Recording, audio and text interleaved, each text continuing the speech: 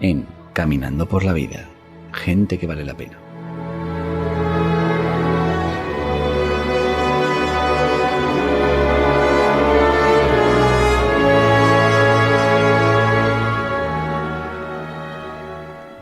Inauguramos nuestro espacio Gente que merece la pena, que vale la pena, con un paisano, un onubense de La Palma del Condado, deportista de élite, futbolista famoso y muchas cosas más. Muchas cosas más que merecen también mucho la pena y que esta tarde nos va a descubrir él mismo. Miguel Pardeza, muy buenas tardes. Muy buenas tardes. Bienvenido a Caminando por la Vida, Miguel. Pues muy agradecido de estar con vosotros. Campeón de Liga con el Real Madrid, estrella y capitán en el Real Zaragoza, varias veces internacional con la selección española y finalizas tu carrera deportiva en el Puebla Fútbol Club de México, creo, ¿no? Eso es, sí. Con la perspectiva del tiempo, Miguel, ¿cómo ves aquellos años de tu vida? Bueno, los finales, me imagino, a los que te refieres, ¿no? Pues bueno, pues me imagino que con la incertidumbre de no saber qué iba a ser de mi vida, porque, bueno, no, yo creo que es sobradamente conocido que un futbolista profesional que se dedica a ese oficio desde los 14 años y que se ve obligado a dejarlo con 34, 35, 36, más o menos a esa edad, pues evidentemente uno le asalta muchas interrogantes, ¿no? Porque uno da por hecho que prácticamente nació para jugar al fútbol, ignora muchas cosas de lo que es la vida real, y entonces se tiene que enfrentar a ese reto de volver a descubrir para qué vales o para qué no vales, ¿no? Y volver a situarte en tu vida al margen de la que ha sido tu profesión. Algunos deciden continuar ligado al fútbol, ese no fue mi caso, con lo cual la interrogante y la incertidumbre todavía es mucho mayor, ¿no? Uh-huh. ¿Qué queda en ti, Miguel, con el paso de los años de la estrella de fútbol? ¿Qué queda en ti? Bueno, pues queda sobre todo recuerdos, fundamentalmente recuerdos, muchos amigos, indudablemente, la experiencia vivida y seguramente pues una de la etapa formativa más importante de mi vida, ¿no? El fútbol mucho más allá de lo que trasciende los medios de comunicación, de la imagen que se pueda tener de la profesión, está la experiencia personal, ¿no? Es decir, yo desde que me empecé a jugar al fútbol en mi pueblo muy jovencito, tuve que emigrar por decisión propia con 14 años a una ciudad como Madrid y desde entonces no he vuelto. Entonces, eso indudablemente forja un carácter, forma una forma de ver la vida, de entender tu sociedad, de entender tu tiempo. Y de alguna manera eso está íntimamente ligado a mi profesión, de la misma manera que otros tendrán sus experiencias formativas relacionadas con otros oficios, en otros contextos y otras experiencias. La mía está indisolublemente ligada al mundo del deporte de élite, el mundo del fútbol profesional, y eso de alguna manera pues ha forjado mi personalidad y mi forma de estar en el mundo, seguro. Uh-huh. Y después de tanto foco mediático, lo que menos se puede esperar de un futbolista, recibes el galardón de alumno distinguido de la Facultad de Filosofía y Letras de la Universidad de Zaragoza.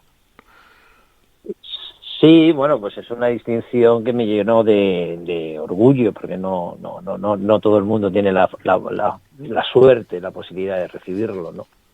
Fue una iniciativa de algunos profesores de la universidad. Yo me trasladé de la Autónoma de Madrid, donde empecé a hacer Derecho a la Facultad de Derecho de Zaragoza. Estuve ahí no digamos perdiendo el tiempo, pero sí muy distraído hasta cuarto. Y en cuarto, ya con 27, 28 años, decidí pasarme a Filología Hispánica, que fue donde me terminé licenciando, ¿no? Uh-huh. De manera que, bueno, cuando me propusieron ese honor, indudablemente pues me llenó de orgullo, porque entre otras cosas, pues porque mi vida, al margen del deporte, tampoco se entendería sin los libros, ¿no? Y en la Facultad de Filología de la Universidad de Zaragoza, pues no solamente tuve la oportunidad de desarrollar muchas de mis inquietudes relacionadas con los libros, sino también de conocer a grandes eminencias, ¿no? de la profesión, como José Carlos Meiné, Aurora Ejido, Maite Cacho. En fin, son muchos los profesores que tuve la fortuna de contar con su sabiduría y con su apoyo. Y bueno, pues y muchas experiencias más que tiene mucho que ver con los libros y con la literatura española, ¿no? ¿Cómo surge esta vocación tuya por la escritura, ¿no? No solo por la literatura, sino por lanzarte a escribir, ¿no? A escribir libros.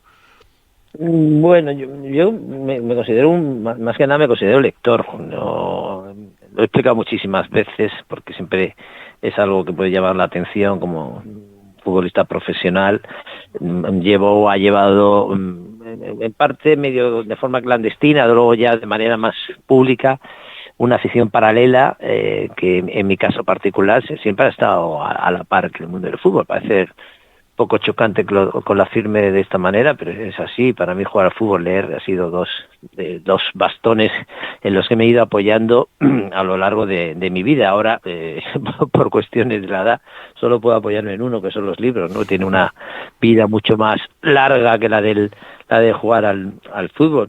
De manera que yo siempre lo llevé bien. Yo empecé a leer muy pequeño, muy joven en mi pueblo. Mi casa no era una casa dotada de muchos libros. A mí me da mucha envidia cuando veo que otros escritores provienen de familias cuyos padres tenían bibliotecas llenas de libros. Ese no fue mi caso.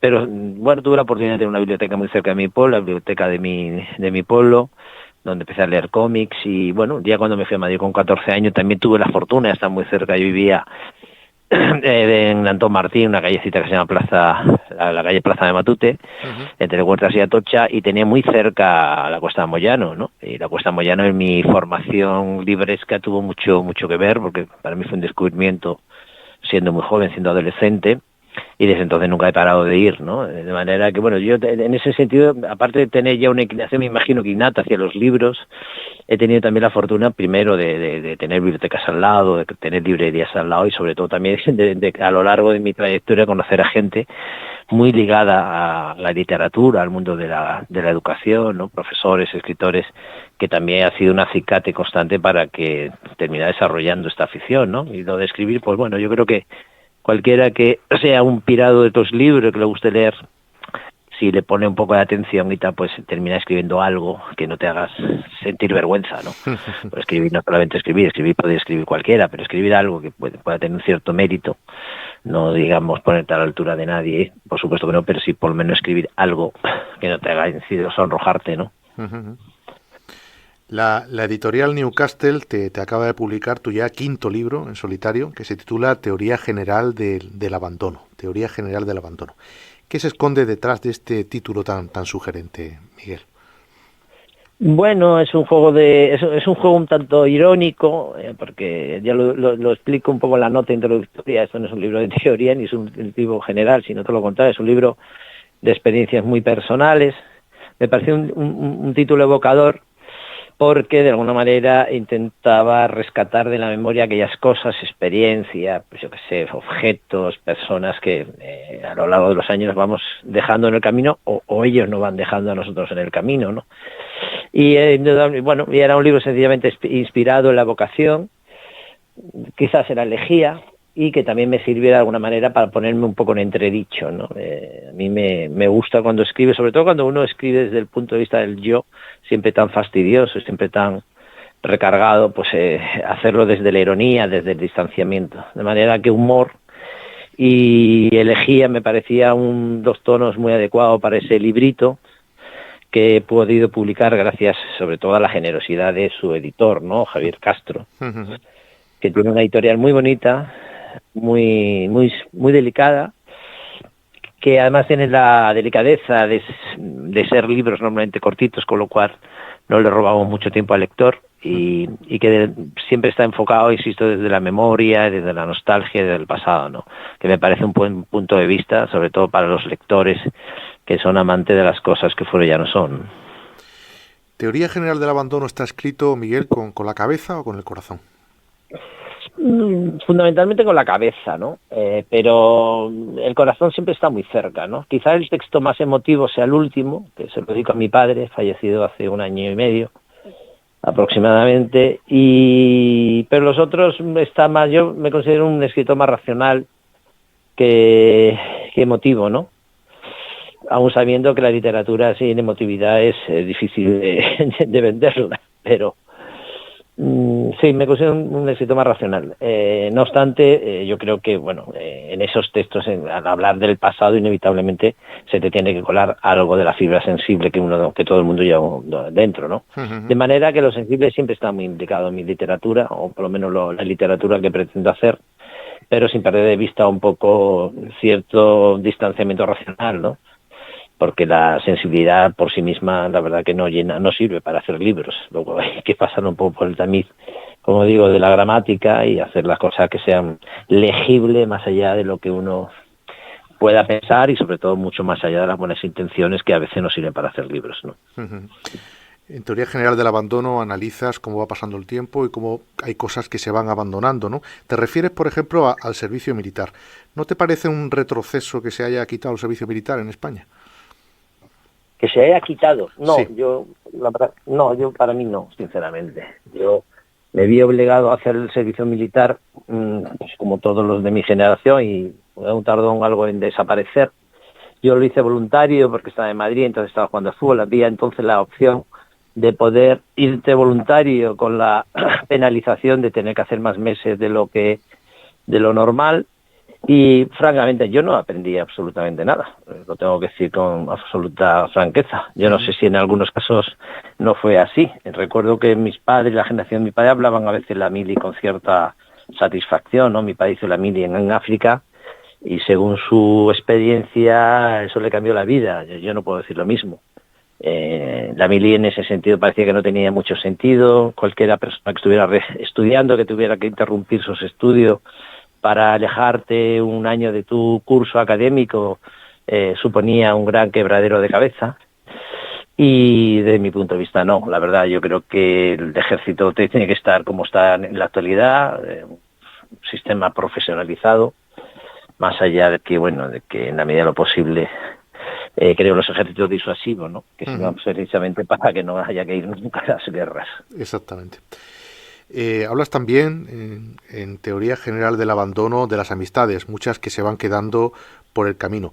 ¿Los futbolistas de éxito tienen verdaderos amigos mientras que están ahí arriba, Miguel? Sí, yo creo que sí. Sí. Yo creo que la amistad es un misterio. La verdad que es un misterio, a veces incluso mucho más difícil de comprender que el amor, ¿no? El amor apasional, en el que, digamos, las referencias la tienes muy claras. Las amistades a veces son muy líquidas, un poco delicuescentes, ¿no? Hay amistades que te duran toda la vida y que no necesitan una frecuentación como el amor, por ejemplo.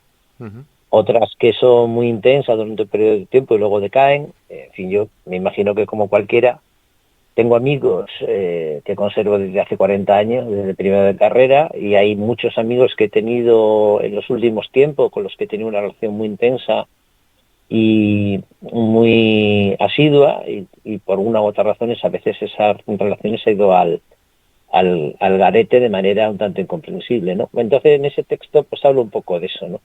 De la evanescencia a veces de lo que supone la amistad, ¿no? Digo una frase que me gusta mucho, que es que yo creo que más o menos viene a decir que los amigos son tan necesarios como importante saber vivir sin ellos, ¿no? Yo creo que los amigos, los verdaderos amigos son aquellos que sabes que están, aunque a veces te cueste sentir su presencia, ¿no?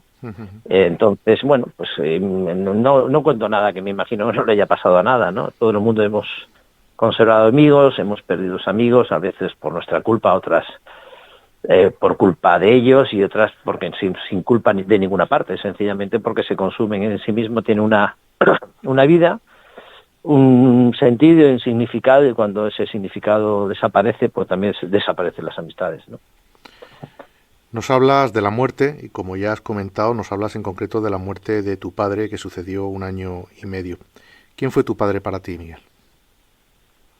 Bueno, yo creo que los padres es una figura muy compleja, ¿no? Desde muchos puntos de vista. Yo creo que el padre es mucho más complejo, por ejemplo, que la madre, ¿no? Yo creo que la relación con la madre, por lo menos en mi caso, me gusta generalizar porque, claro, cualquiera me puede decir que es muy atrevido por mi parte, ¿no? Yo creo que las madres, la referencia de las relaciones con la madre están muy claras. Normalmente están muy claras, salvo que haya, pues, yo que sé, conflictos de personalidades generados por una u otras razones que a veces desembocan en relaciones muy tormentosas, ¿no? Los padres, sin embargo, son mucho más complejas, ¿no? Yo con mi padre tengo una relación bastante saludable, bastante sana en líneas generales, demasiado de que mi padre es un hombre de la posguerra, un hombre hecho a sí mismo, que tuvo que trabajar a lo largo de toda su vida sin descanso, y con el único objetivo de salir adelante, como tanta gente de su generación, de los nacidos pues durante la guerra. Mi padre nació en el 36, o los nacidos inmediatamente después en los inicios de la posguerra, ¿no? Estamos hablando a principios de los años 40. De tal manera que, bueno, pues si sitúo a mi padre en un pueblo de Huelva, La Palma del Condado, en los años 30, que había más hambre que nada, un hombre hecho a sí mismo, cuya principal ocupación era trabajar y tal, fue un hombre verdaderamente duro para sí mismo y complicado de tratar de muchas maneras para los demás, pues porque, insisto, tenía muy claro sus prioridades. Sin embargo, yo con el tiempo, a medida que me he ido haciendo mayor, a medida que me hice padre, pues fui comprendiendo muchas de las razones o de las justificaciones que de alguna manera explicaban su forma de ser, su forma de pensar. Y eso me fue de alguna manera identificándome más con él con los años. De tal manera que, bueno, que una vez que ha desaparecido, es verdad que es una imagen casi constante en mi vida, ¿no? Me acuerdo muchísimo de él, muchísimo. Más de lo que habría pensado, porque yo me fui muy pequeño y la verdad que a mis padres los he visto muy poco a lo largo de más de 40 años que llevo afuera de mi pueblo. Pero es verdad que una vez que desaparecen hay una permanencia constante, ¿no? Que no termina de extinguirse nunca. Me imagino que eso tiene mucho que ver con el sentido de la eternidad o con el sentido de la trascendencia, no lo sé. En mi caso es así, ¿no? Yo conocí a tu padre, Miguel. Era muy amigo del mío. Yo acompañaba a mi padre todos los años a llevarle al tuyo, a Paco tuyo, mi padre también se llamaba Paco, el aceite de oliva para su Miguelito. Tu padre estaba muy orgulloso de ti, Miguel. Sí, yo creo que también estaba muy orgulloso, sí, francamente, sí. Bueno, yo creo que hay que honrar a los padres, esa es mi experiencia personal, no en el sentido de terminar, o sea, de intentar cumplir sus propias expectativas. Yo creo que eso a veces esas relaciones son bastante atormentadas, ¿no? Los padres que esperan que los hijos cumplan expectativas o satisfagan pues eso, esas esperanzas que a lo mejor ellos no pudieron hacer o cumplir, ¿no? Yo creo que no. Mi padre en ese sentido fue un hombre verdaderamente liberal, fue un hombre muy tolerante, muy comprensivo, y lo demostró con el gesto que en mi modo de ver muy valiente, dejarme marchar en el año 79 de mi pueblo a Madrid. Estamos hablando de una España en la que todavía ir de Andalucía a Madrid costaba casi 10 horas, porque no había autovías. Estamos hablando de un pueblo como La Palma del Condado, eminentemente agrícola, relacionado con el mundo del vino, en el que muchos chicos ni siquiera conseguían llegar a un instituto. Entonces mi padre fue valiente para dejarme marchar a una ciudad como Madrid, a 600 y pico kilómetros de distancia, con 14 años y sin saber realmente qué iba a ser de mí. Mi padre además nunca fue muy aficionado al fútbol. Entonces, claro, para él tuvo que ser un verdadero mundo, ¿no? Porque supongo que él tendría expectativa de alguna u otra manera que pudiera seguir con su negocio, y en ese sentido demostró una gran valentía, la verdad. Entonces, bueno, pues es un hombre al que siempre le tendré que agradecer, igual que a mi madre, que también lo tuvo que sufrir, pues insisto, la valentía y el gesto liberal de dejarme marchar para buscarme la vida y hacer mi camino, ¿no? ¿No te parece, Miguel, que la figura del padre está hoy día muy denostada? No lo sé. No sabría decirte. La figura del padre me parece fundamental, igual que la figura de los padres o la figura de la familia, ¿no? Yo creo que la familia es una cédula de unión y de identificación esencial en la vida, ¿no? No en la vida de hoy, yo creo que la vida de siempre, ¿no? La primera referencia de tu vida son tus padres, las primeras lecciones son las de tus padres, es lo que ves en tu casa, ¿no? Eso tiene mucho que ver en tu formación como persona y seguramente tiene mucho que ver en las expectativas del futuro que puedes esperar más adelante, ¿no? Yo soy de los que pienso que somos de alguna manera consecuencia de nuestros padres, pero sobre todo lo que vemos en ellos, ¿no? Más allá de lo que tú puedas decir y tal. Yo creo que la educación por el ejemplo es muy, muy importante. No sé en qué estado nos encontramos ahora, hoy día, con relación a otros padres. Yo acabo de ser abuelo, veo a mi hija de 23 años siendo madre, sé que no es fácil, sé que se desvive, y veo a mi nieta, pues hombre, pues saliendo para adelante con la con el empuje y el apoyo de sus padres. Así que puedo pensar, insisto, me parece una figura muy trascendente, a veces lamentablemente trascendente para malo, no creo que sea lo general, pero yo creo, sin saber exactamente en qué situación nos encontramos, creo que el padre y la madre en nuestro juego son dos elementos muy importantes. ¿Qué te queda, Miguel, por pedirle a la vida? Bueno, yo me siento afortunado porque he podido ganarme la vida bien con lo que soñaba de pequeño, que era jugar al fútbol. Eso no es fácil que se pueda decir, que lo pueda decir todo el mundo, porque el mundo del fútbol de élite es más complicado de lo que se puede imaginar cualquiera. Son muy pocos los que llegan, muy pocos, poquísimos. Y más difícil que llegar al mundo profesional y luego hacer una carrera que te permita de alguna manera sentar unas bases económicas para poder tirar sin grandes necesidades, ¿no? Yo he tenido esa fortuna y luego pues he tenido también la fortuna de desarrollar gustos y hábitos, en este caso en el mundo del libro y tal, que también me permiten llenar muchos días de mi vida, de manera que yo para mí no pediría grandes cosas. Sí me gustaría pedir un poco para el mundo en general, ¿no? Intentemos conseguir un mundo más justo, un mundo más tolerante, un mundo en el que sobre las guerras, en el que la gente no pase necesidades, en la que haya muchas situaciones de violencia, de desigualdad que sobran. Y eso es lo que me gustaría ver. No sé si lo veré, supongo que no. El mundo es mucho más viejo que yo. Y evidentemente tampoco se inventó ayer y la experiencia no nos dice que la cosa tenga grandes soluciones, pero sí le pediría eso, fundamentalmente eso, no tanto para mí como para los demás, ¿no? Teoría General del Abandono, de Editorial Newcastle. Miguel Pardeza, muchísimas gracias por acompañarnos en Caminando por la Vida. Ha sido un placer tenerte. Un abrazo muy fuerte. Pues, un abrazo.